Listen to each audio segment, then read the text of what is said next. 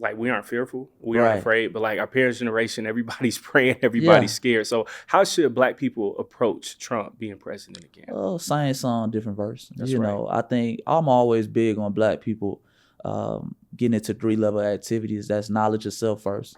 Continue to gain your knowledge of self, your history, because Trump is no different than what we've seen in the past. I always tell people, name a pro-Black president. It's just, it don't exist. So, I mean, it's the same song, different verse. So continue to gain knowledge of self, knowledge of your history. Also continue to get into a ownership mindset. The same thing, whether Kamala had won or Trump had won, we need to become owners. A lot of us are consumers, and I tell people to just own the things they consume. So Trump is in office. Nvidia is still a good stock. Apple's still a good stock. Microsoft's still a good stock. That's right. Own those stocks. Become an owner, because the owners of the game, they're the ones who control their own destiny. And last but not least, continue to operate into military science. We still have to be our own defense. Whether that was under Kamala, even under the Obama era, we saw the Eric Gardners of the world. We saw the Philando Castiles of the world. We saw the Trayvon Martins of the world. So, we same thing. We just to keep it, continue to adjust, continue to invest in self, knowledge of self, economic empowerment, military science. Same thing under Trump, but there's no need to panic, man. We good as a people. Yes, we sir. Good as a people. Yes. Self-defense, that's so important, bro. That's why I love Malcolm, Nation of Islam, right? But in 2025, how can we start implementing self-defense practices, whether that's like a neighborhood watch or just protecting ourselves and not always having to call the cops every single time? Absolutely. Well, you got to understand that self-defense, since we've been in America, has always been believed in by our ancestors. That's why I'm big on pushing kind of the other side of the civil rights movement, enslavement, because we're always seen as very passive, very submissive. But we've always picked up arms and defended ourselves. That's our God-given right. That's your natural right. I think if anybody puts their hands on you, it's your natural right or reaction to put your hands on them. So we can't be anti-nature. Again, we got to be pro-nature. And I think that starts with, again, knowledge of self, understanding who you are, understanding your history and your ancestors, understanding that it's certain things. I was taught that you're not a man until you know what you'll die for. You see what I'm saying? So you have to know what you'll die for, man, what I'm willing to risk my life or my freedom for. I think it's very important as well to know your surroundings, know your environment, know your state that you live in. This is a gun state. So own your gun. You know what I'm saying? Plain and simple at the end of the day. So when it comes to being protecting ourselves, protecting our family, I think we have to own a gun. Everybody has to own a gun in America, Black person, if you can, legally. Of course, I know certain states like up north, and that's why I'm big on Black people coming back to the South. You know it's what I'm more saying? land That's, too. I don't know if we're going to get into that, but I think, that Black folks should definitely come back to the South, get you a gun, get you something to defend yourself. If anybody is just starting off, I would say that you need 3 types of guns. I don't know if we can get heavy into that, but okay, hey, let's do it, Chase. Yeah. I don't want y'all take it nah, on you YouTube good, bro. and You like good. that. For sure, I got you. But I would say get 3 types of guns. Start with your handgun, your pistol, something that preferably shoots 9 millimeters, because that's a gun that is very accessible. So you want something that you have access to the market to. So 9 millimeter handguns, something like a Taurus or a Glock. You can get a Taurus, a very reliable handgun, somewhere from $300 to $400. Nothing big. This is part of investments as well. When I say investments, I'm not just talking about stocks, but invest in your defense as well. Invest in your knowledge of self. But this time we're talking about defense. So I would say get a handgun. Number 2, get a rifle, some form of rifle. I like AR calibers. Because again, that's kind of like America's gun. So they're very easily accessible. You can find parts to them. Some that shoots 223, 5.56. Those are the most popular caliber of bullets. And then lastly, you have a shotgun.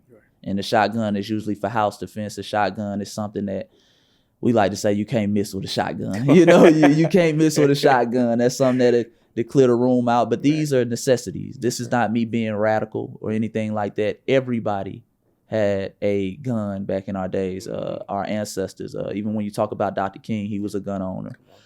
It was said that Rosa Parks, if you walked into her house and every given weekday, that her husband would have so many guns out on the table, they had to clear them out for you to find somewhere to sit.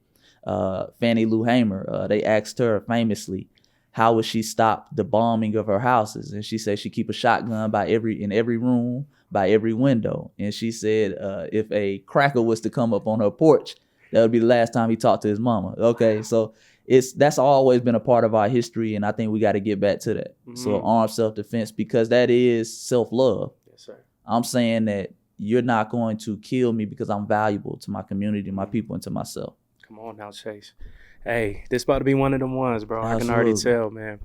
Going back to our roots in the South, right? Chase, I would say, man, for me, that switch didn't probably start happening until I was probably like mid-20s of seeing, having family from the country and going to the country, that's actually a blessing. That's a good thing. And I already know, man, you got roots in Mississippi, rich history as well, man.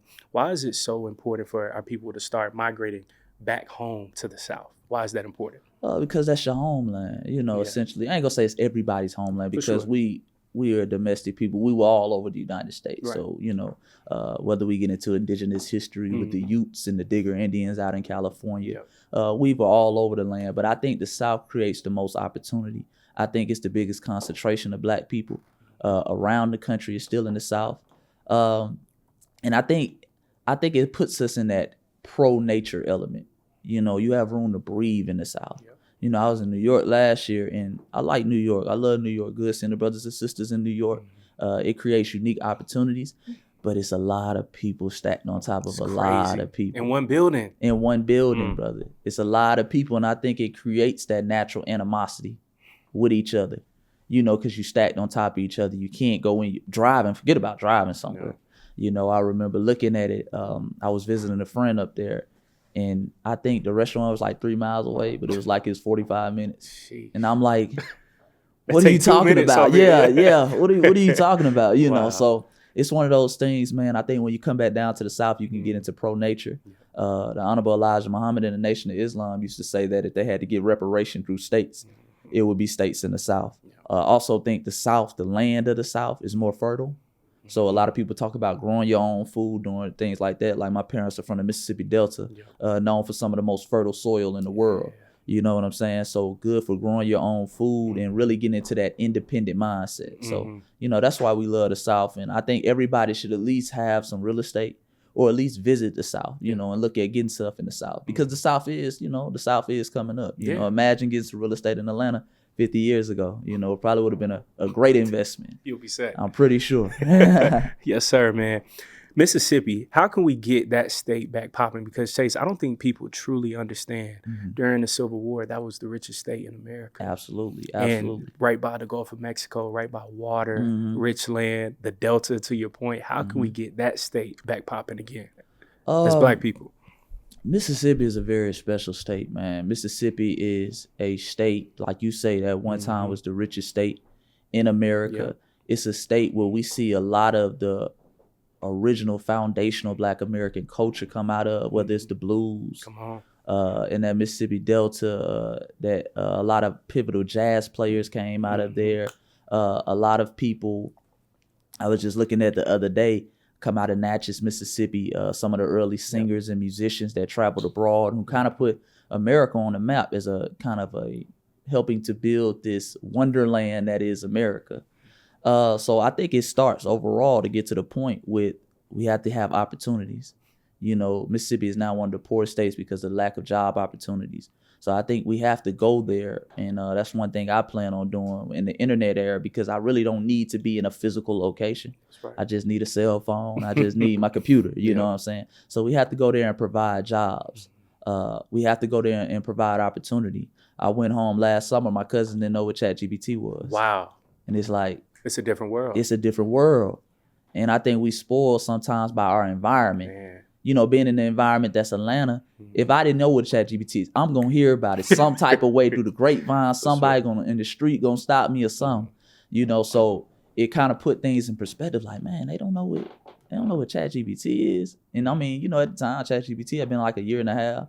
And they probably still haven't used it or anything like that. So it's about environment, filtering that environment through jobs, through knowledge of self, taking pride in the land. That's why I'm big, the older I get, in being prideful on where you're from. Because I think some people and not a shot at Pan-Africanism, but some people fantasize about foreign lands and they don't appreciate the land that they own. So they don't feel a need to build nothing. They don't feel a need to do nothing. They trying to escape. They trying to get some money and go somewhere else, come to Atlanta when the richness of Mississippi is all around and the opportunity in Mississippi is all around them. So, like I say, it always starts at that foundation. Yeah. And, Dr. Claude Anderson talked about this with the powernomics concept as far as you starting at that economic floor. Folks in Mississippi, if they're listening right now, you got to start banking black. You got to start buying back. You got to start circulating that black dollar, and then from there you get into the politics. Mississippi is actually, I believe, if I'm still correct, it is the state that is the majority, one of the only states that's majority black. Yep. One of the only states that's majority black. So black people have a lot of economic power. They have a lot of political power if they really want to. They can really be in position to get some of these folks out of office who are not doing anything, so that's the main thing, man. Just really, it starts with, knowing where you're at, knowing your land, and knowing your power.